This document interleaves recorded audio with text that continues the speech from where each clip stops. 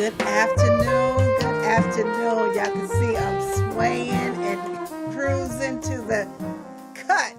I'm going to tell y'all the name of this cut right now. Good afternoon. Welcome to Jazzabrations Live. I'm your host, Linda Morgan, and I am rocking to African Queen because that's who I am. But this song just speaks volumes because my guest and his wife are the bomb. Please help me welcome my guest to the studios, none other than the John B. Williams, jazz legend, John B. Williams. Welcome to the stage. Hey. I'm excited because that cut right there, I just said, I'm opening up with African Queen because I know you have a queen and she is at home. Did you tell Jessica to call in and talk to us? No, she had to go out and run a couple of errands with our little grandson. Okay, so Jessica, if you out she there, sends her love. Oh, thank you, dear. Well, I know that song was dedicated to you, African Queen. It was the bomb. As always, I am excited. I'm super excited, over the moon to have. This is our fourth show of the year. Can you imagine? January is already gone. I know it just started. Fast. And it's already gone. I know. Time goes by so fast. But we got so much music to dive into, you guys, this afternoon. I'm not going to talk a lot. We're not going to even talk a lot, ask a lot of questions, because I want to hear. We got 2 CDs. We got volume 1 and 2 to break into. So I'm just going to give you some little tidbits, clips of each one of them, because when you catch John B. Williams out and about while he's doing his gig, you're going to want to pick up these CDs. Okay? That first cut was African Queen. So, sir, tell us a little bit about, where were you born? I was born in the Bronx, New York. That's where that accent comes from. You're from the Bronx. Yeah, from the Bronx. The Bronx, we used to call it. Okay. And then when did you arrive in California? In 1972. I came out here with Doc Severinsen, the Tonight Show Orchestra, with Snooky Young and Ross Tompkins and Ed Shaughnessy. All of us came out from, Doc wanted to bring a lot of the key players from the New York band. Because I did the show in New York for 3 years before he decided he wanted to move the show to California so that he could interview the Hollywood guests. He can get a lot of the guests from the studios, and all of the great folks that are out here in California. Wow. It was difficult for them to travel to New York. Right. So he decided he wanted to move the show. And that was the Tonight Show? Yep. But how many years were you on that? 7. 7 years on the Tonight Show. When y'all heard that boss bass, that was him hitting that bass line on there with us. So let me ask you this: do you have any children in the business? Yes, I have a daughter. That's one of my daughters is, as a matter of fact, she's in Liverpool right now. She's singing. She sings house music. Which was what disco evolved. Right. Into, house music. So she's very, very popular. And she has representations over in the UK. So they get her a lot of work over all around Europe. And just so for my audience, you guys don't know, I'm going to put up, if I can, before the break, LeVron, I want to put up the CD cover with Miss Jessica Williams on it. Maybe we'll have to take a picture of it and we'll put it up. But he has a queen who is a disco queen. That's right. Can you believe a jazz musician and a disco queen together? That's some rockin' music in that house. Well, I was the musical director for her when they first started out. And she was singing with a group called Arpeggio.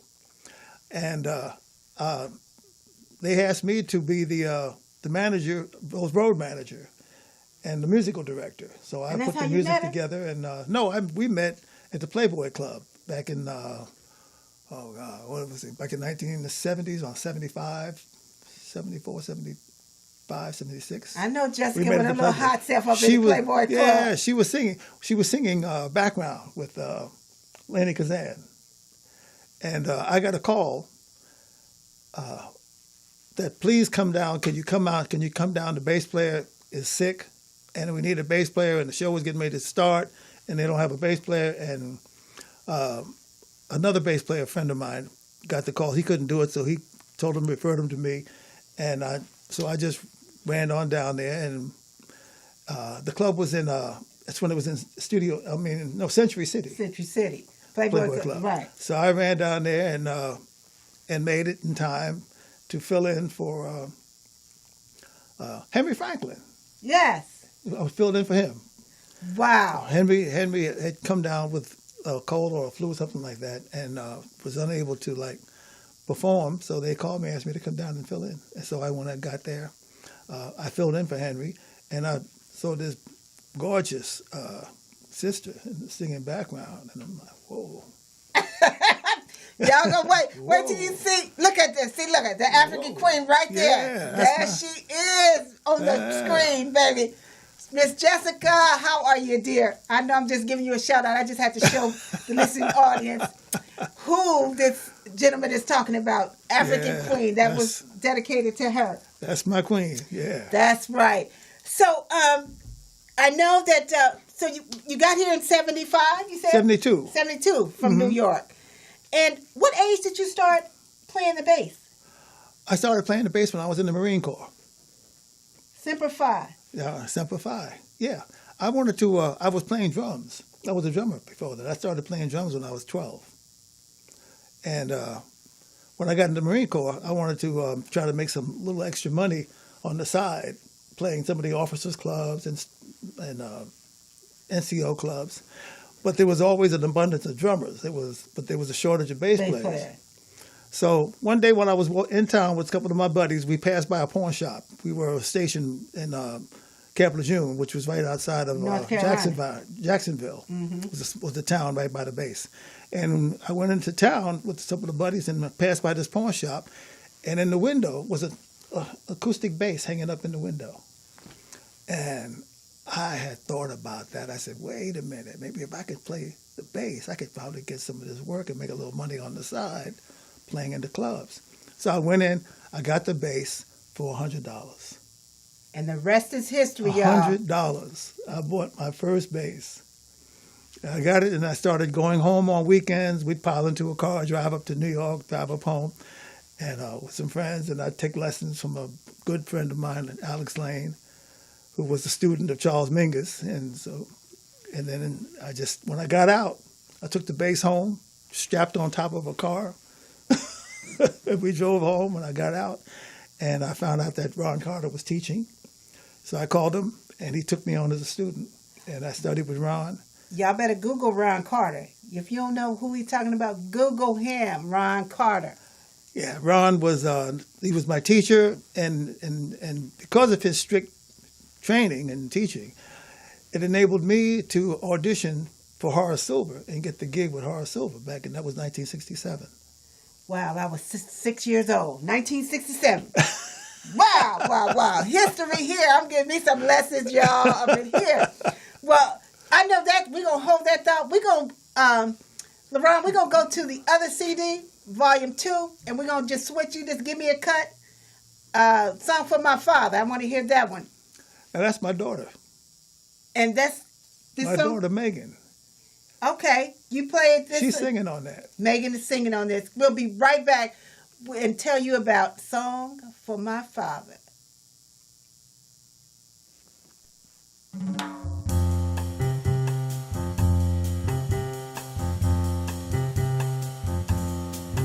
There was ever a man who was generous, gracious, and good. That was my dad, the man. A human being so true, he could live like a king 'cause he knew there were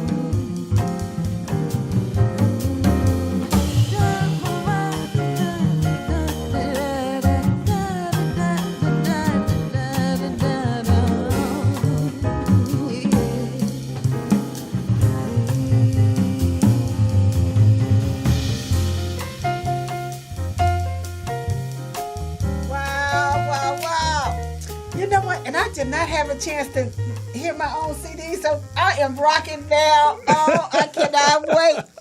That was his daughter singing on that cut. When I saw the song for my father, I thought we was doing the Luther cut. The what cut? The Luther Vandross. Oh. So I was like, Oh, no. Oh, yeah. I know you. yes. Dance But- with my father. Dance with my father, yes. Yeah.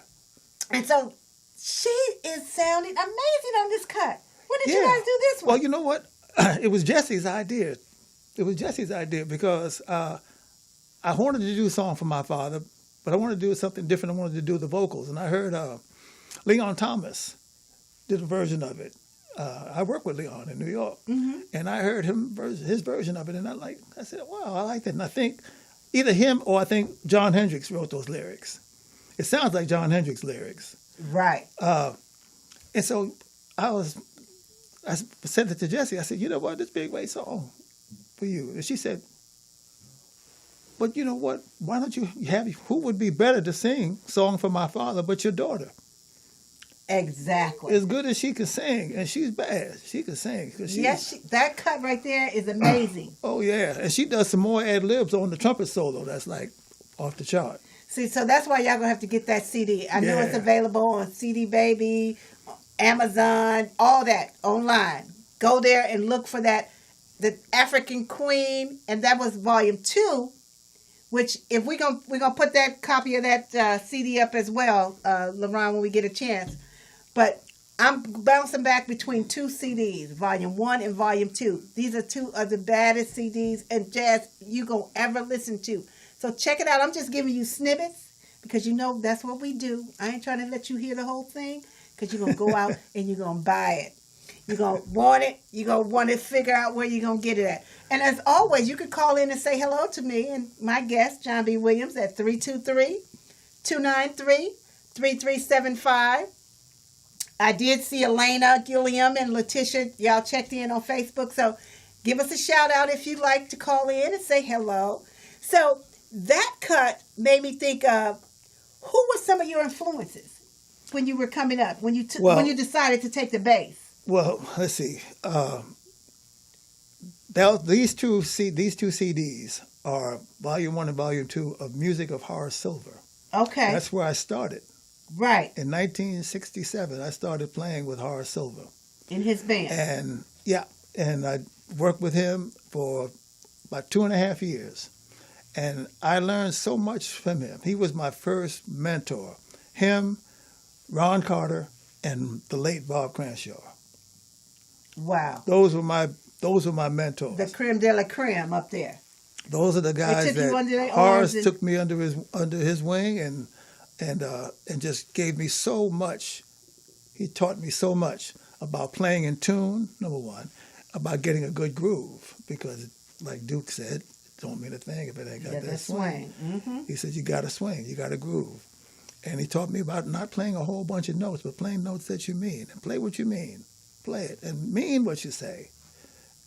And Ron Carter echoed those same thoughts, because I was studying with Ron when the call came that Horace was in auditioning.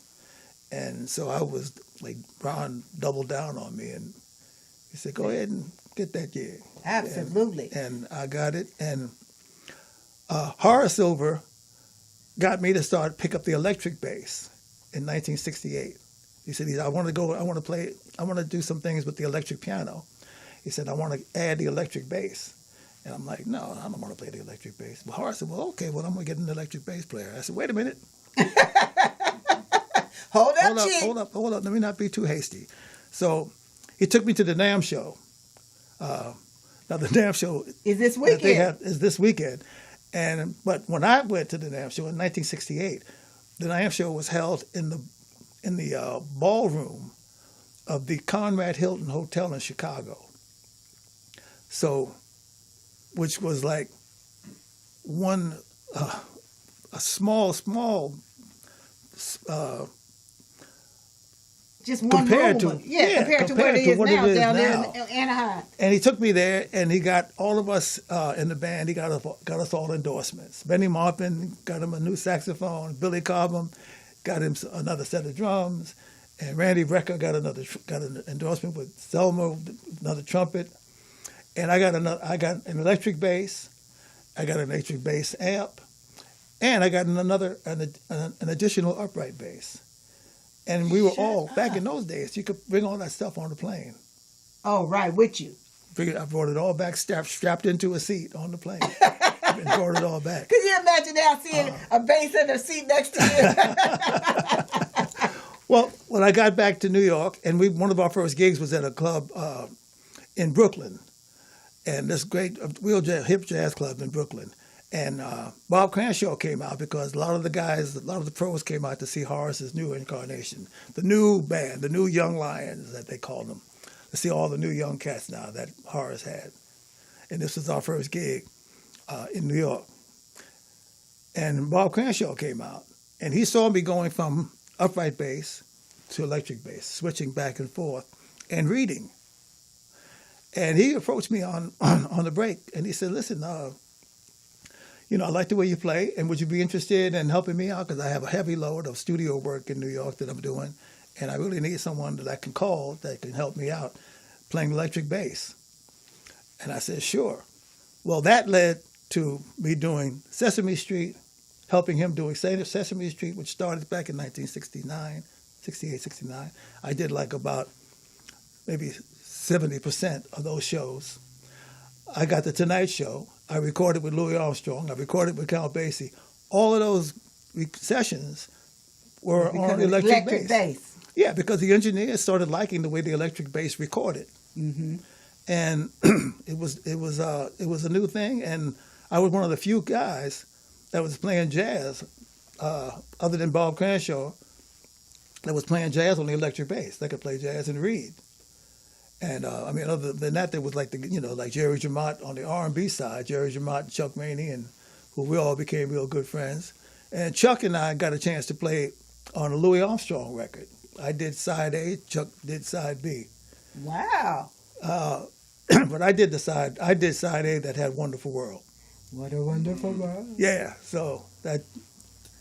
that was really the beginning of my whole career. That just jump-started my whole career. Oh, absolutely. Being able to play the electric bass. And that's a result of the Tonight Show, Arsenio Hall show, and all of the sessions that I did in New York. So when did you get with Nancy Wilson? 1975, 76, after I left the Tonight Show.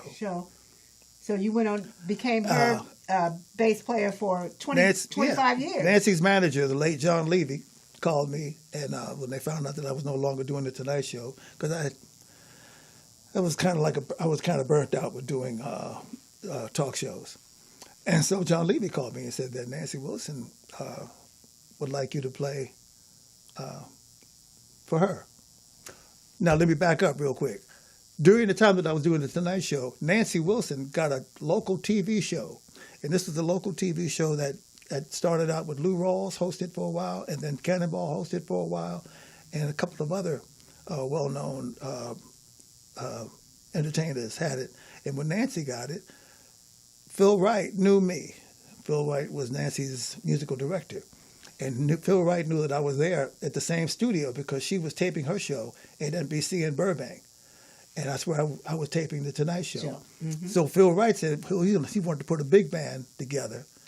And so he thought about me. He said, I'd like you to play bass. So I started playing bass as a part of the band that backed up Nancy Wilson, her show. And that's how I got to meet Nancy. And then as a result of that, then go fast forward, after I left the Tonight Show, John Levy, her manager, and Sparky Tavares, her road manager, remembered me, how much they liked the way I played during that time. They called me and asked me if I would go on a tour, and if I would tour with her and perform with her. And the rest and I said, yeah. And 25 years. Yeah. It would have been 30 years, but she let me take off to do 5 years with the Arsenio Hall show. Wow. Where she says, I allowed him to leave and do the Arsenio Hall show. Because you wouldn't be turning down Nancy Wilson. You be playing with her to this day. She's Debbie Joyce. Yeah.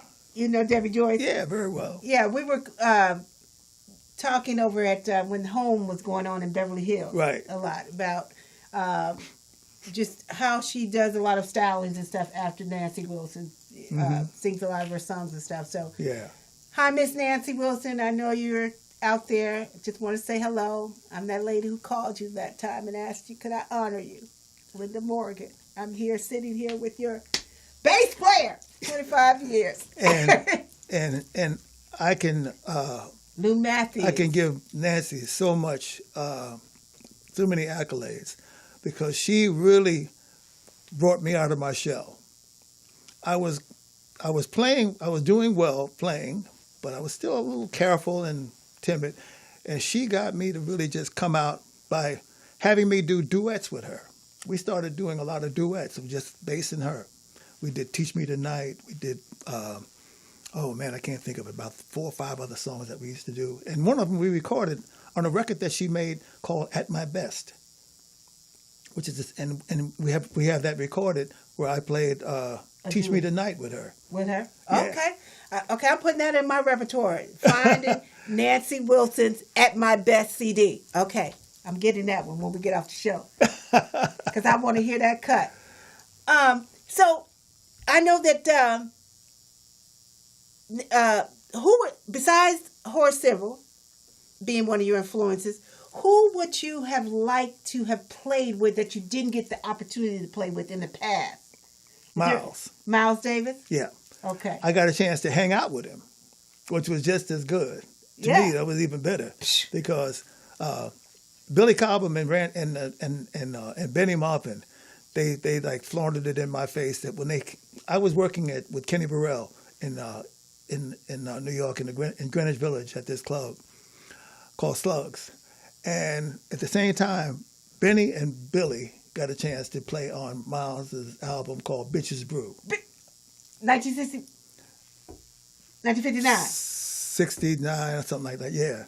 They were playing on Bitches Brew, and they couldn't wait after the session to come down to Slugs to let me know that they just got finished recording with Miles. Oh, And I was like, oh, man, y'all, and they just waving it all in my face, man. We got to play with Miles, because we all love Miles. Oh, yeah. And so a couple of years later, or maybe a year later, I was working with Grady Tate in Buffalo, and in the airport, flying back to Manhattan, Miles was up there. He was upstairs visiting his kids that lived in Buffalo. I went over to him, introduced myself to him, and he said, I know who you are. And it was true. Miles knew all the musicians. He knew all the cats. He knew everybody. And so I just wanted to talk to him. He said, it was cool. I said, can I sit with you? He had them change my seat so that I could sit with him. And I picked his brain flying from Buffalo all the way back to LaGuardia Airport in Manhattan, Wow. New York. See, that's the kind of rich history that you just can't find, just to be sit at the feet of the master. Yeah, and contrary to what people used to believe about Miles, Miles was one of the warmest individuals I'd ever met. To be such a huge, huge legend as he was. He was so warm and he's so kind to me, and he was so open to all the questions because I had a million questions to ask him, how he did this and how he got this. And when we got back, he always did everything one thing at a time. Nothing. He never believed in planning that far ahead. He always kind of stayed in the moment. He said, "Okay, you can sit with me and back to LaGuardia." So we got to LaGuardia. When I got down to baggage claim, he came down in baggage claim and he asked me. He says, "You going to Manhattan?" I said, "Yeah." He said, "You want to ride?" I said, "Sure." He had his chauffeur take my bass amp and stuff off the carousel, put it in his car. He said, he'll give me a lift back into Manhattan. I said, "Great." So we're in the car, and I'm picking his brain. And he was so kind, and he was laughing, and he was so kind. We got to Manhattan. He asked me, he said, I'm going to go home, and then I can have my driver drop you off. So by the time we got to his house, he says, well, you want to come in for a second? I said, sure. So he lived over on 74th Street, and he had a brownstone. And he let me come into his house. And I went into his house, and we started talking, and we drank gave me some Heineken beer and some fruit and cheese and stuff. And we started talking again, and he started playing acetates. You know, the acetates are. Those are the LPs, the first LPs that when they finish recording, before they do the mass pressing of the albums, they send the artist the acetate. And if he likes that, then they'll mass produce it, the album. So he had a couple of acetates he wanted to play wanted for you to me. hear. Yeah. Oh. Stuff that hadn't come out yet. And I was listening to it, and like one of the things that stood out for me, I don't know if you have time for me to Yes, tell we you got this. that. Okay, one of the things that stood out for me was the recording that he did live, and it was Chick Corea, and I think it was Chick Corea, Dave Holland, and I think and Jack DeJohnette, and they were playing, and Chick, he pointed this out to me. He says, we all talked about staying in the moment, just being in the moment, being in the now. When Chick was playing his solo, he got to let me back up. He was playing Fender Rhodes. Now the Fender Rhodes was famous for going out of tune. And all the guys that played Fender Rhodes, from Joe Zawinul, Herbie Hancock, and Keith Jarrett, all of those guys, they would always carry tools with them. So when the Rhodes would go out of tune, they could do a quick fix. When Chick was playing a solo, he got to the middle C, and he was playing this beautiful solo. When we got to the middle C, it was terribly out of tune. And what did Chick do? He kept going, and he came back and he played it again, and he hit that note, and he went to the solo. And what he wound up doing, he built his whole solo around that note. Rather than trying to hide that note, he put that note right out front and built his solo around it. And I was like cringing when I heard that, and Miles was looking at me laughing, and I'm like, why is he laughing? But then after I heard the rest of the solo and how beautifully it was constructed based around that note, I understood so much that it's like you can't go with a preconception. You may have things that you want things to go the way you would like them to go, but you have to deal with what is. In the moment. In the moment. That's right. And that happens to me a lot of times when I was on the plane flying with Nancy, and my bass got injured. My bass got one time we were playing and my bass got broken in flight. A young kid let me use his bass. The bass was a student bass, and it sounded like it. I had to make that bass work. Wow. I couldn't get up on stage. I didn't have enough time to get another bass. Right. So I carried an extra set of strings with me. So I put a new set of strings on it, and I brought that bass pretty much up to what I was comfortable with, and made the most out of it. Oh yeah. And because I'm saying I can't get up on stage and say, ladies and gentlemen, I'm John B. Williams, I'm the bass player. I'm playing a bass that's terrible right now, but I want you all to understand that. So if I don't sound as great as I would usually sound, it's because I'm not playing. I can't do that. Right. I have to play that bass as if this was the bass I bought. Correct. And nobody would never know being in the moment. And that's right. And so that's what happened. It worked out. I played the concert with Nancy. We did everything that we would normally do with the other bass. The kid was so happy, and what was great about it, he got some new strings. He got I forgot a couple other things that I gave him, and he brought his parents. He brought his parents and his friends to the concert. I gave him free tickets, so he brought all of his family and his parents, and they were sitting at the concert, and they came backstage afterwards, and I signed autographs for him, and made the kid. He was so proud, and he was so happy, and I'm saying, like, what? Not only did I show that it's important to be in the moment, but I did something really nice for this young bass player. Absolutely. And inspired him. And he would never, is he still alive? Right. Are you still in touch with him? Right. No. But wow. I've heard from other people that he's gone on to become pretty good. Oh, but a pretty good bass player. Could not have done it without you. With that in mind, we're going to hear another cut. Take me into another cut, LaRon, and then we'll be right back. Put up that second CD cover if you could for me, LaRon. I want people to get a visual of it as well.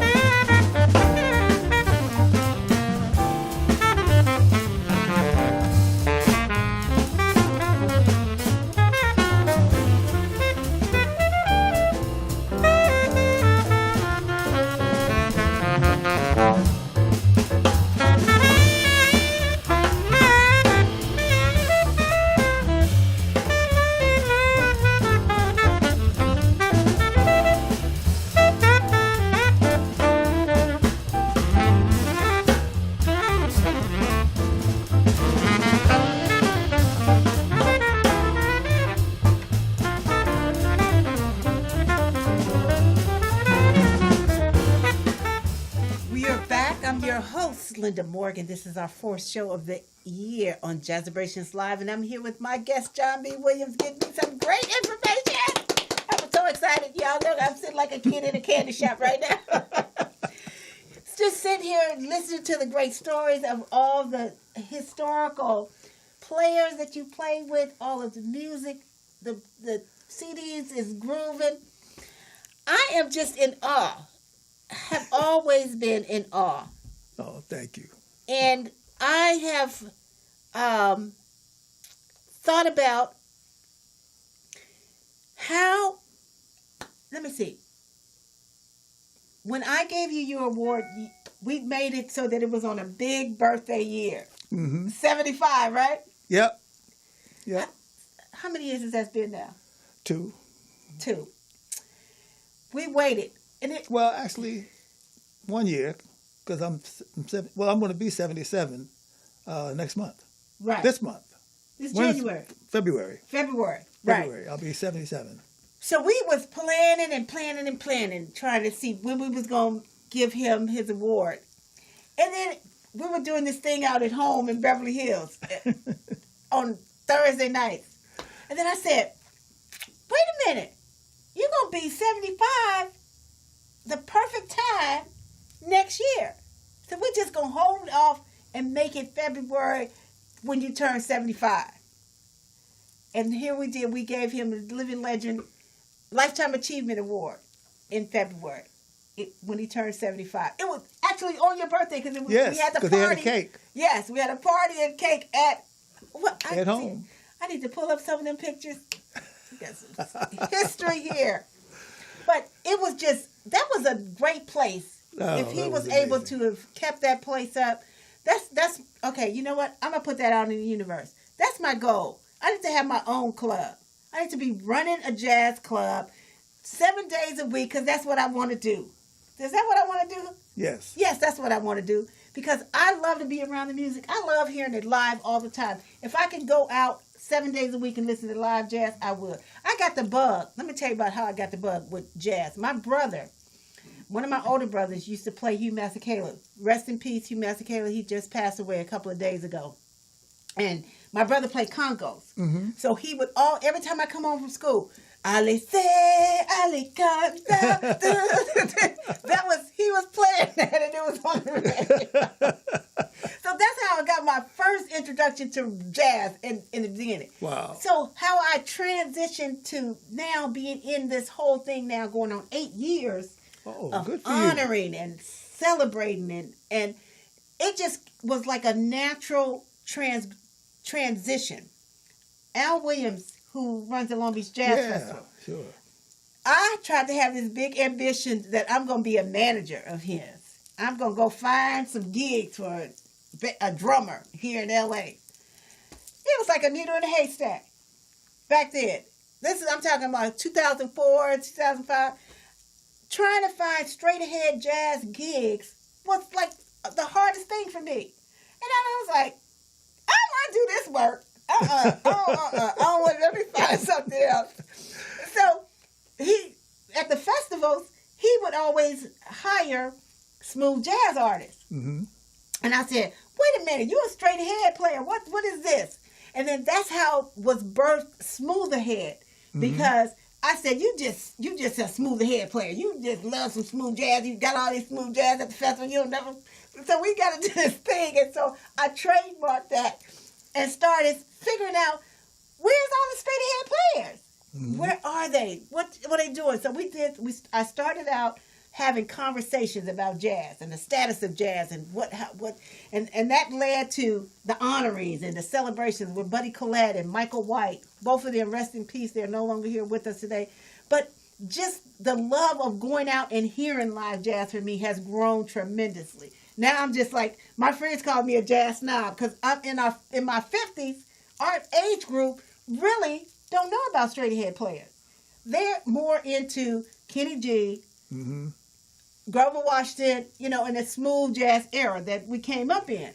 And so when I started doing this and came up with the Smooth Ahead logo and the Smooth Ahead brand, it was my way of introducing my age group to straight ahead. So my friends thought that they was, because I was working for the festival, they thought they was coming to go hear some smooth jazz. Nope, they got some straight up dose of straight ahead jazz. They was like, what is this, Linda? I was like, just listen. Come on in and sit. So I started creating events and doing things around that. Oh, having straight ahead players and all, that's all I had. It was like, ain't no smooth jazz in this, ain't nothing smooth about this. I was like, girl, you just don't know. You gonna like it after a while. So then I had to just figure out, let me find me some friends who like jazz. So I don't have to figure out trying to fight with my age group to come out and go to hang out to jazz with me. So Charlotte Pope out there, my BFF, thank you for loving jazz and being a vocalist, because now I have somebody to hang with. So I just said all that to say that I fell in love with going and listening to live straight ahead jazz after trying to be a manager for Al Williams for, a year stint. I wasn't good at it, but it gave me some exposure about straight ahead. Right. So we're going to go into another cut on the African Queen CD. I want to go back to that CD. Both of these CDs are tributes to Horace Silver. This is John B. Williams and his wife, Miss Jessica. Which song on there is Jessica singing on? Jesse's singing Peace. Let me hear Peace. She's we're going to go to Peace, because I wanted y'all to hear this African Queen's voice that John B. Williams is married to. We'll be right back. Jazzabrations live here on Sunday.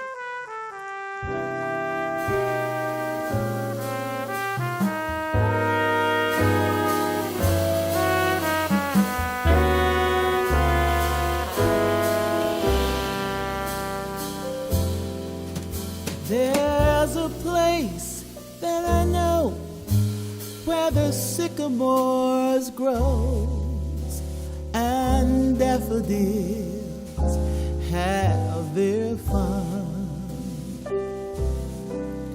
where the cares of the day seems to slowly fade away in the glow of the evening sun. Peace when the day is done. If I go very late, let my mind meditate on everything to be done. If I search deep inside, let my conscience be my guide, and the answers are sure to come.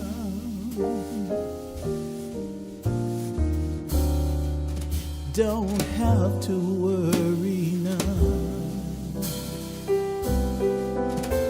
Like sweet seed when it grows, like a big yellow rose, can wither and come undone. But that sweet smelling thing will be blossoming next spring with the kiss of the midday sun. Living has just begun. When you find a peace of mind, leave your worries behind. Don't say that it can't be done. With that new point of view, life's true meaning comes to you, and the freedom you seek is won. Peace is for everyone.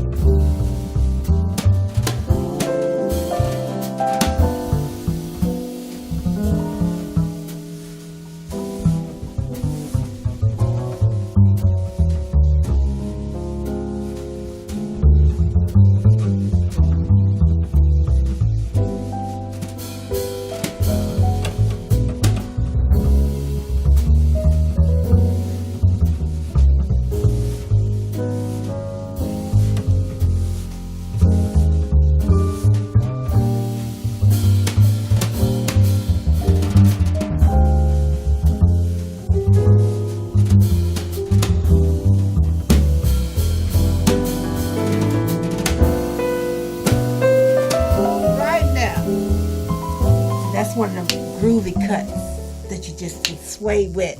That's Miss Jessica Williams. And that song is called Peace. Peace. You know, I got my name change came. It means patience. I'm going to have somebody make me a song about patience. My new name is Ndidi. I'll be getting my African heritage induction in April. Oh, good for you. My name is Ndidi. That's right. I should be saying that on my radio station. Yes. Welcome to Jazzabrations Live. I'm your host, Ndidi. Yes. For the first time. But that is a great cut. Now, that was on African Queen. Yep. And that was a Horace Silver? That's a Horace Silver composition. All of the songs. Except one, which is called The Kicker. That was written by Joe Henderson. But Joe Henderson was working with the band at the time when he wrote that. He wrote that for the Horace Silver band, for the Horace Silver Quintet. And then on the second somebody's volume, calling us? Okay. on the second volume, there's another one of his called Mojo. That's a Joe Henderson song. Got your mojo working. Yeah, That one? that's called Mojo, and that's on the Enchantment CD, the second volume. So there's one. Other than those two, all the other compositions are Horace Silver. Well, we got a caller calling in. Thank you for calling in. This is Linda, your host on Jazzabrations Live. Who's on the line? This is Elena Gilliam. Hey, Elena Gilliam. All right. I like the way she says that. Hey. Hey, all right.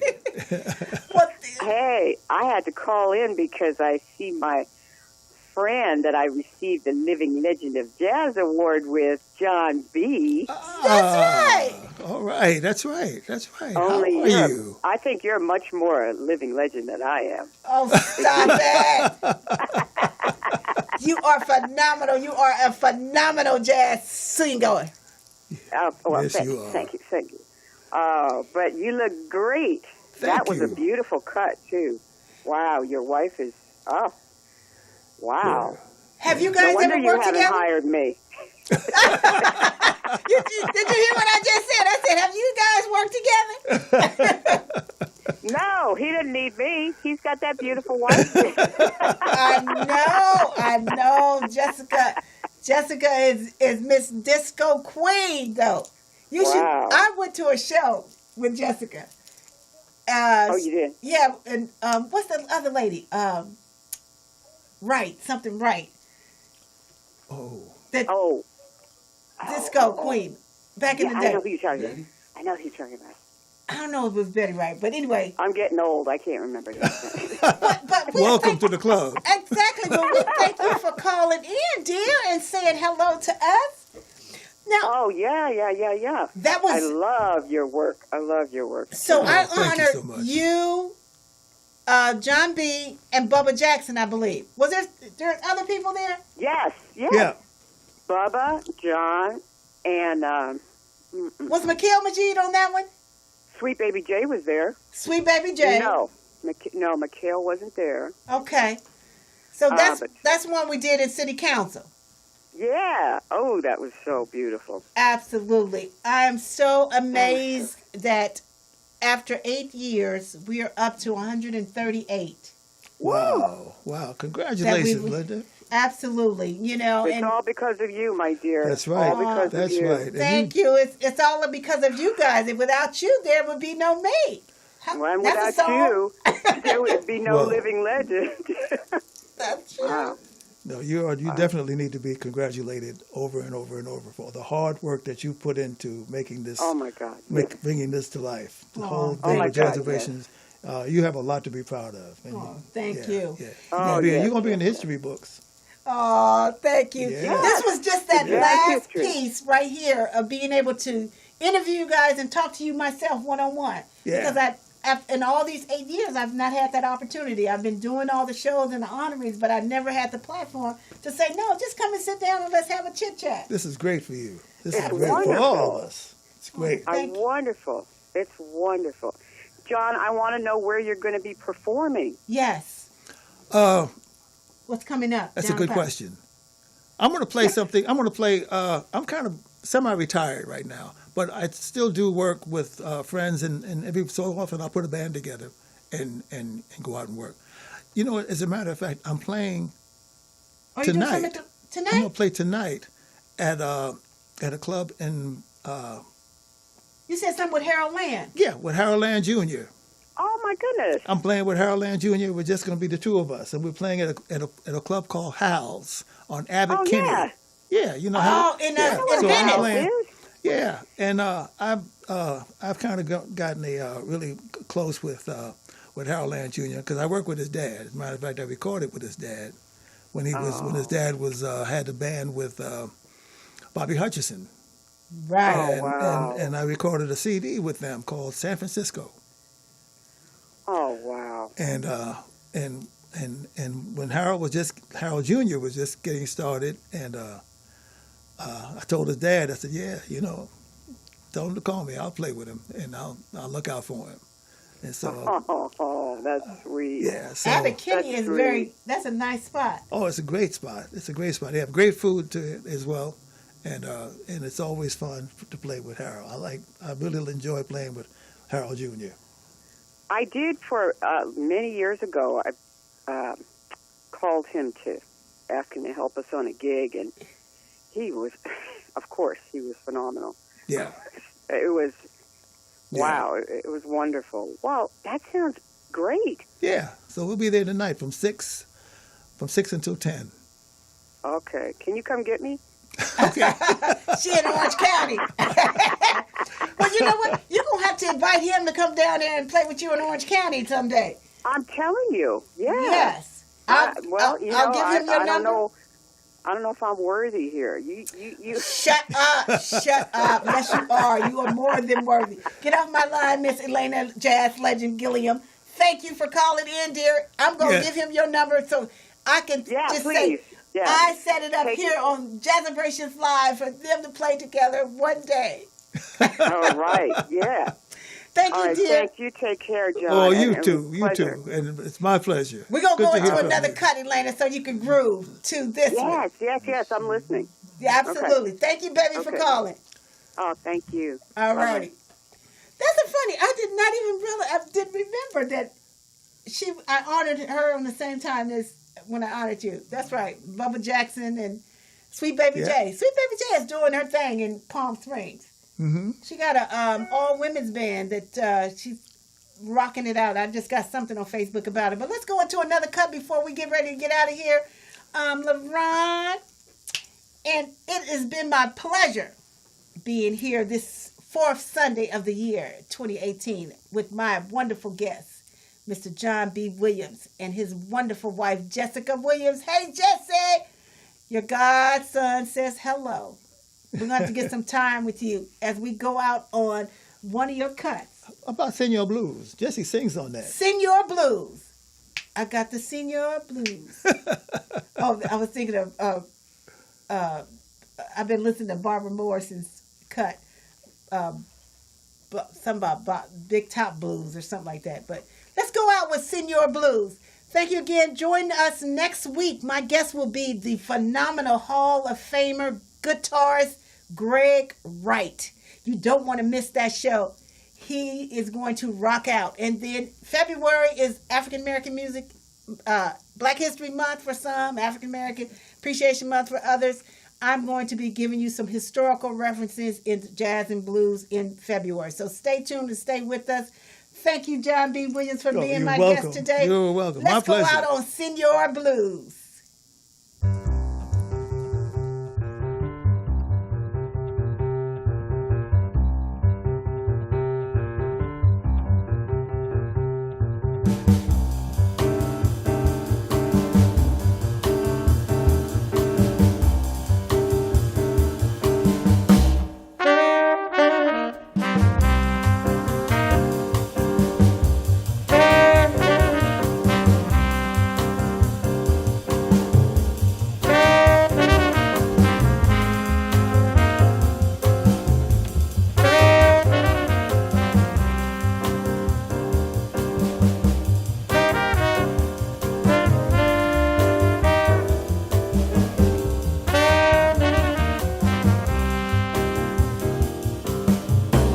Senor Blues is what they call him.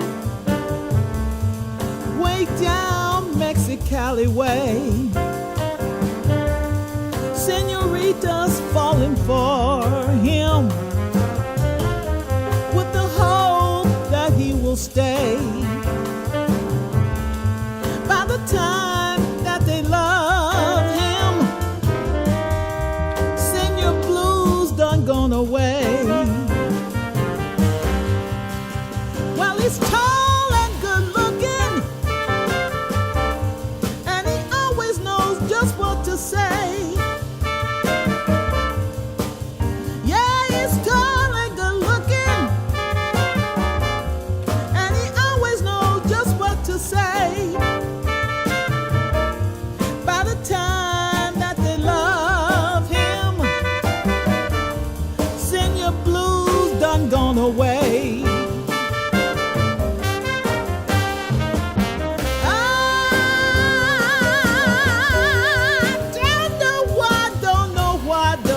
Why I just sit watching life pass me by, with no one got to lay my head by. Oh, I'm so tired and lonely and blue, 'cause the one guy I love won't be true. Got the blues and it's all 'cause of you.